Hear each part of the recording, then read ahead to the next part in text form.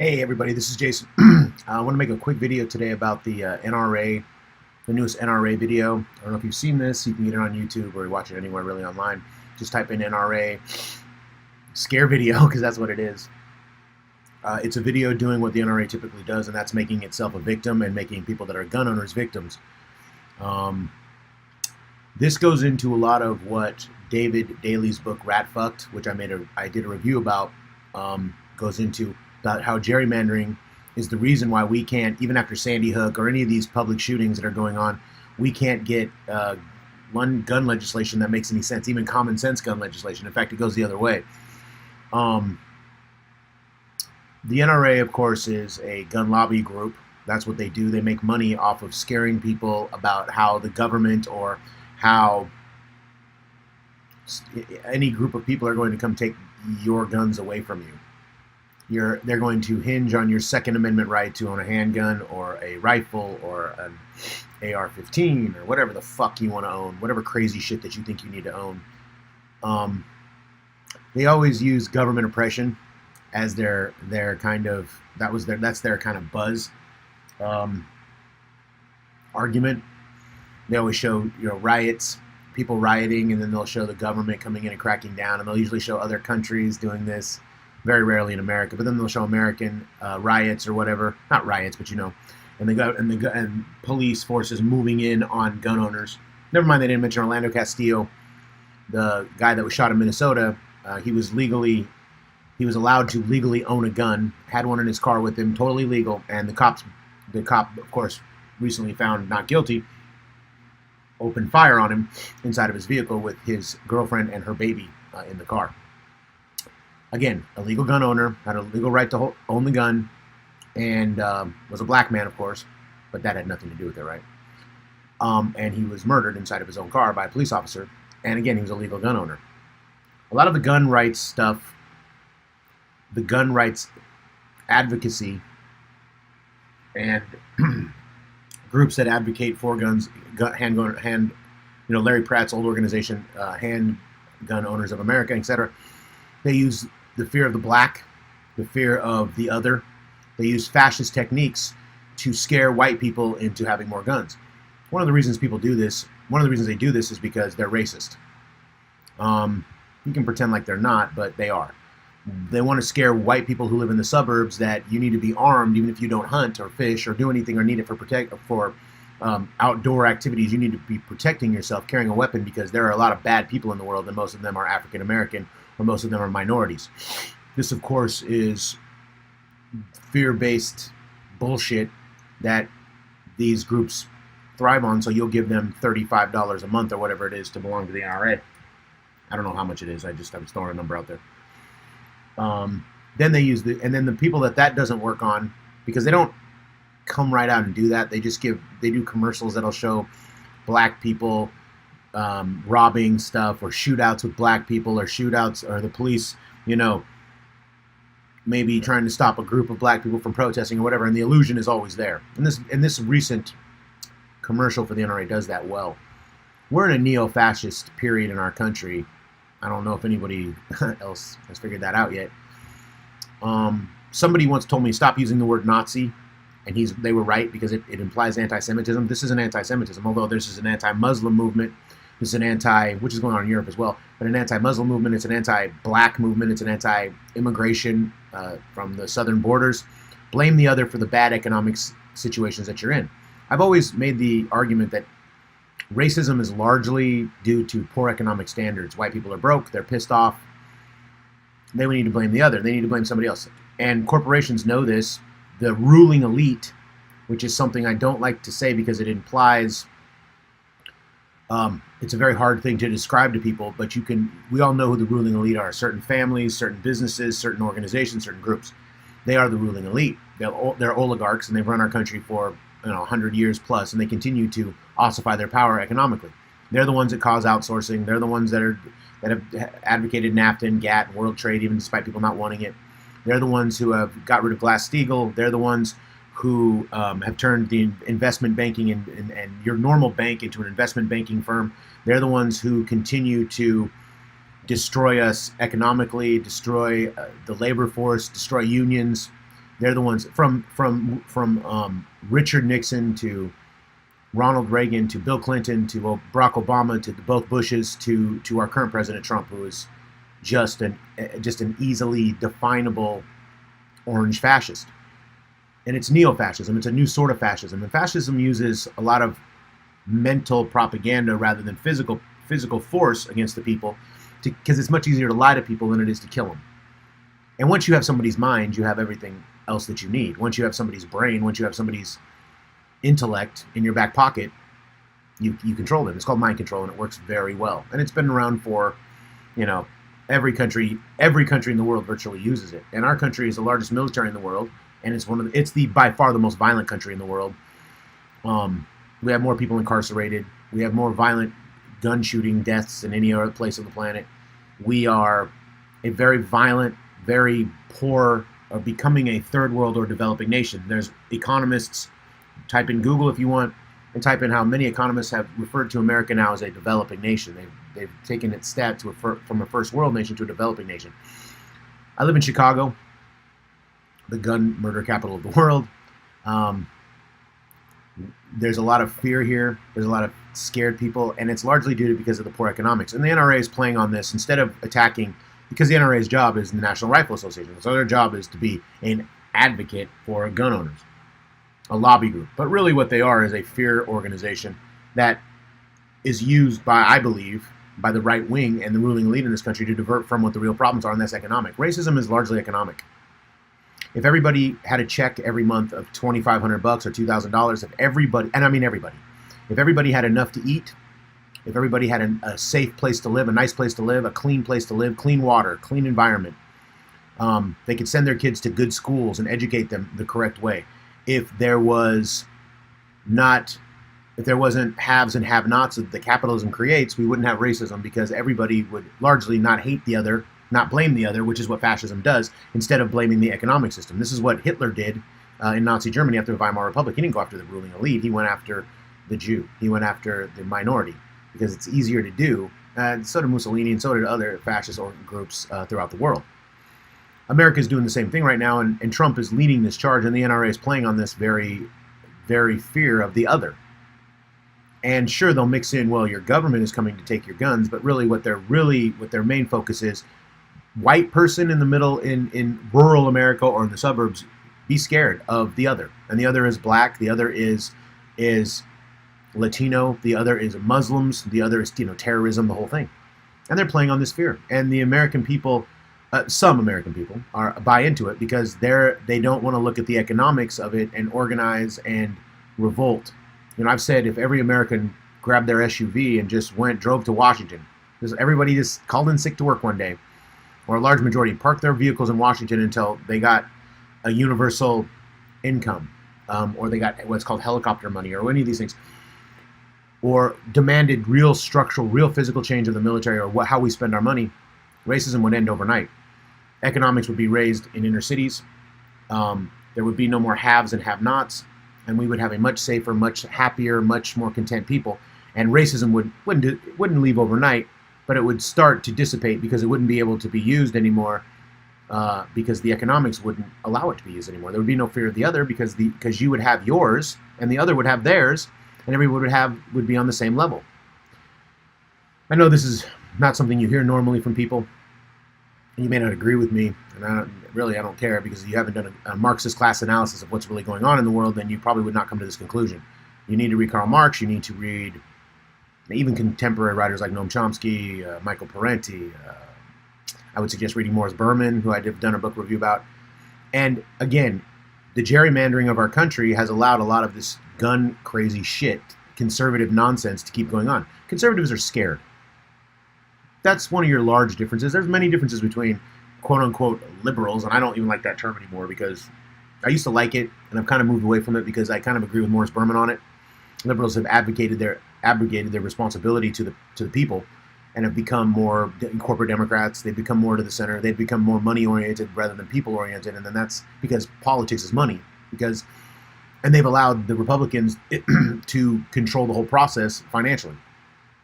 And so they've played along with the game, and now you have people like Rahm Emanuel, and you have people like Bill Clinton and Hillary Clinton and Barack Obama, et cetera, et cetera, et cetera.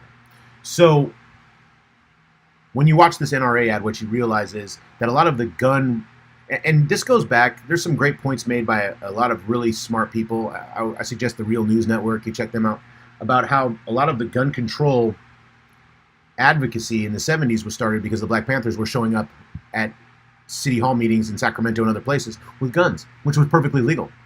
And this scared the shit out of white people.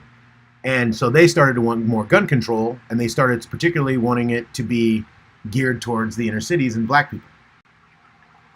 Sorry, my video just froze there. I don't know what's going on with it. But a lot of this inner city, a lot of this gun control stuff originally initiated because they wanted to stop Black Panthers from carrying, guns, just like the white people. So white people started to want more gun control. This has backfired radically, and the NRA has actually started to, in the last 30 years, fight against this more. Charlton Heston, who I liked as a person and as an actor, but he was, you can take my rifle from my cold dead hands. Well, this implies violence. And it's violence begets violence. This new NRA ad is all about violence. We must fight. We must arm ourselves. We must fight, be vigilant. And the implication is, it's kind of like what Sarah Palin did with her, when she said we must, putting targets around districts.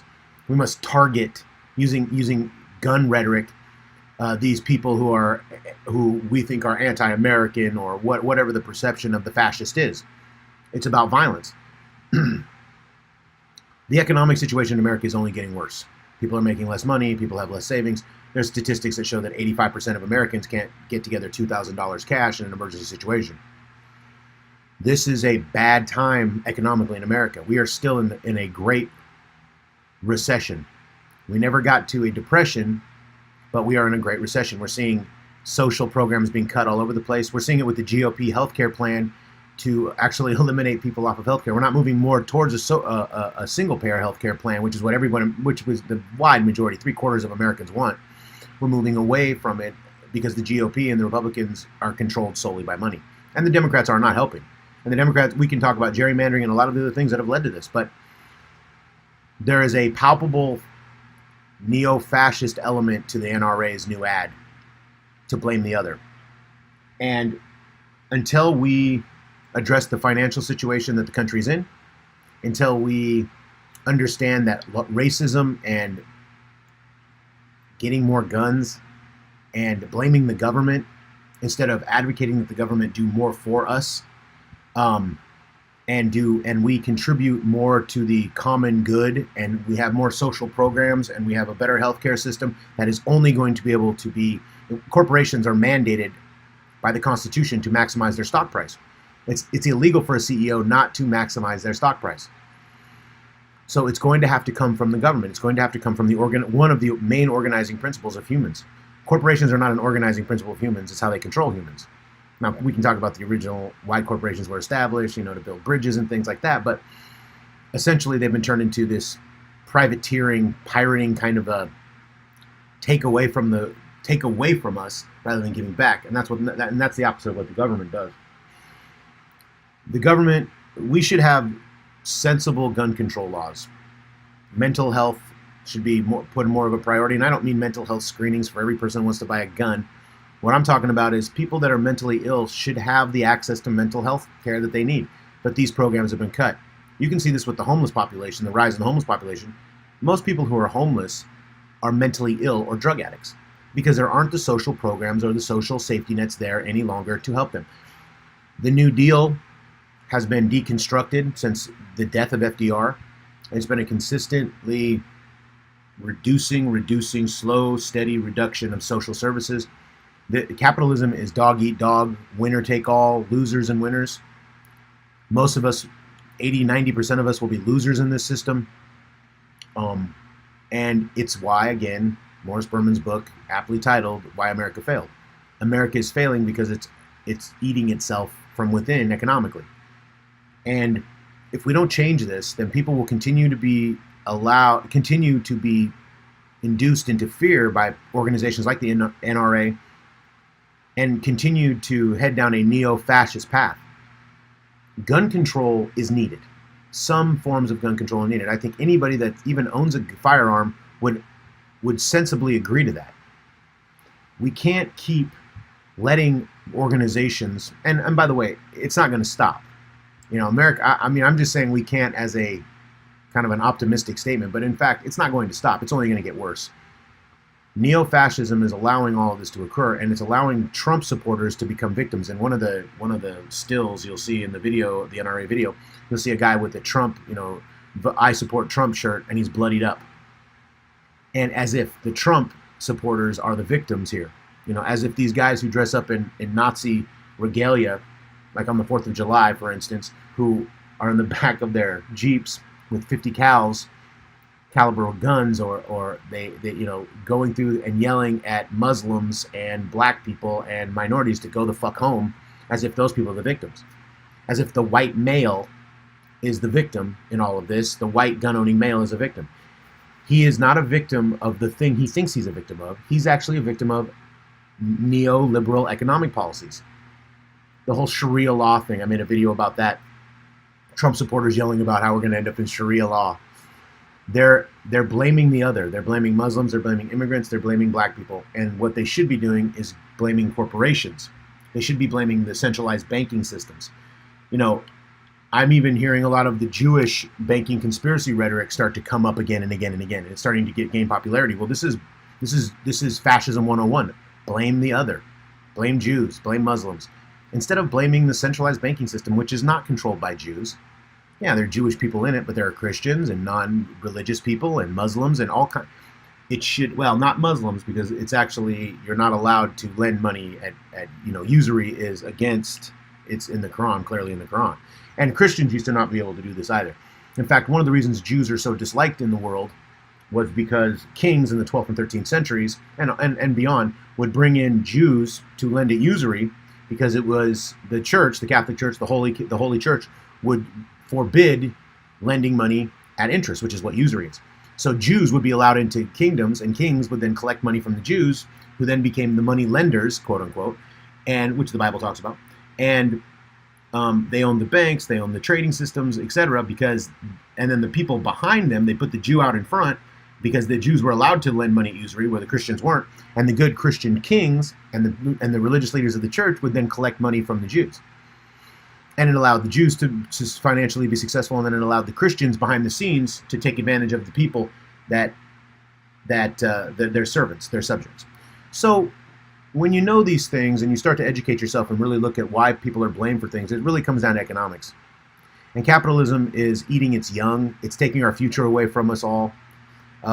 It's allowing the military to be worshipped. It's allowing to blame the other. It's allowing us to be distracted when, in fact, if you want to blame somebody, don't blame your politicians, okay, but blame the money behind it. Blame the Koch brothers. Blame the Mercers. Blame the oligarchs who have controlled the financial wheels of our lives, the IMF, the World Bank, centralized banking, the Troika, as they call them in Europe. Blame them. That's the problem. If you want to get your guns and go take care of somebody, which I don't advocate, violence begets violence, and you won't beat the state at violence. You won't beat it at their own game. But if you really want to be angry at somebody, blame the economic system. That's why you're in the situation you're in. That's why your kids are having to spend $100,000 and go into debt to even get a college education. That's why you can't pay your mortgage. That's why you're watching your hourly rate at work go down. That's why you're watching the Walton family be some of the richest people in the world and pay their workers nothing and close down businesses, close down Walmarts and Sam's Clubs that try to unionize. That's the problem. It's not gun control. It's not the government coming and taking your guns. It's privateers using groups like the NRA to trick you into believing that here's your problem. It's the other. It's the black. It's the Jew. It's the Latino. It's the immigrant. It's the Muslim. When in fact, it's them. It's Janet Yellen. It's Christine Legrand. Those type of people who are the real problem. And we should address those problems. We should address our economic problems and understand that we're all being manipulated by forces that are much richer, much larger, and much more powerful than we could comprehend when we don't take the time to investigate them. It's not a grand conspiracy. It's just true. And we get bogged down in things that don't matter. We get bogged down in silly conspiracies, or we get bogged down in Alex Jones bullshit, or we get bogged down in these other things. And I'm not saying those people work for them. I'm not saying that, but they make money off of tricking you into believing that your gun rights are at stake here, and the NRA is protecting you. I mean, I can hear Alex Jones in my ear doing this whole bit, when in fact, and he'll talk about centralized banking, and he'll talk about the Federal Reserve and all those things, but at the ground level, these guys standing around in the corners talking about how we need to protect our gun rights, and the government's coming for us, and America and all that shit. They need to wise up and realize that gun control isn't your problem. Your problem is the economic system that you currently find yourself in, which is capitalism. Thank you for listening, and go watch the NRA video and tell me that you're not outraged by it. Thanks for listening again.